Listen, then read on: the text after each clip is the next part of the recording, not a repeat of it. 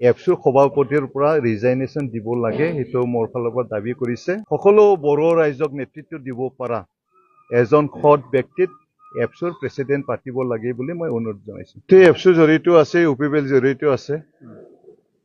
আজি দীপেন বড়ো ডাঙৰীয়া আমাৰ বড়োসকলৰ ছাত্ৰ সংগঠন, পবিত্ৰ যেটা ছাত্ৰ সংগঠন এফচু, বড়ো নিখিল বড়ো ছাত্ৰ সন্থা, তাৰ সভাপতি হয়।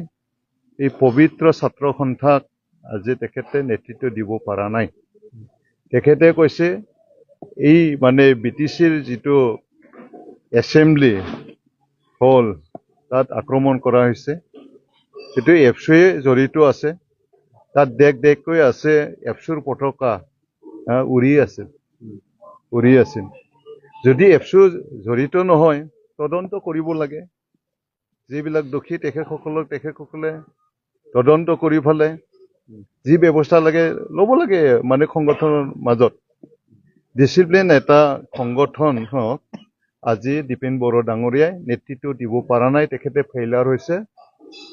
ইয়াৰ কাৰণে অনুৰোধ কৰিছোঁ মই দীপেন বড়ো এফচুৰ সভাপতিৰ পৰা ৰিজাইনেশ্যন দিব লাগে, সেইটো মোৰ ফালৰ পৰা দাবী কৰিছে। আৰু সৎ এজন ব্যক্তি, ৰাজনীতিৰ লগত জড়িত নথকা, সকলো বড়ো ৰাইজক নেতৃত্ব দিব পৰা এজন সৎ ব্যক্তিত এফচুৰ প্ৰেচিডেণ্ট পাতিব লাগে বুলি মই অনুৰোধ জনাইছোঁ। দীপেন বড়োৰ নেতৃত্বতে হৈছিলে। দীপেন বড়োৰ নেতৃত্বত হ'ব লাগিব, কাৰণ তাত এফচুৰ ফ্লেগ উৰি আছে।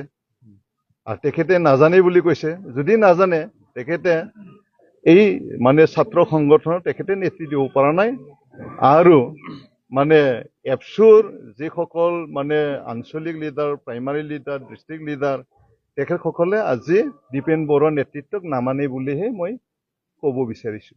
নিৰ্বাচনত জয়লাভ নকৰাৰো খুব এটা আছে নেকি?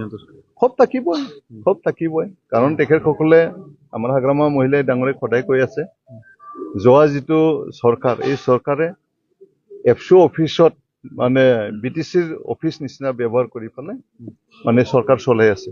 গতিকে সেইটো আজি কৰিব পৰা নাই, তাৰ এটা ক্ষোভ আছে। এফচুৰ পতাকাইটো, এফচুৰ যিটো পতাকা, সেইটোৱে প্ৰমাণ। এফচুৰ সভাপতিৰ পৰা ৰিজাইনেশ্যন দিব লাগে, সেইটো মোৰ ফালৰ পৰা দাবী কৰিছে।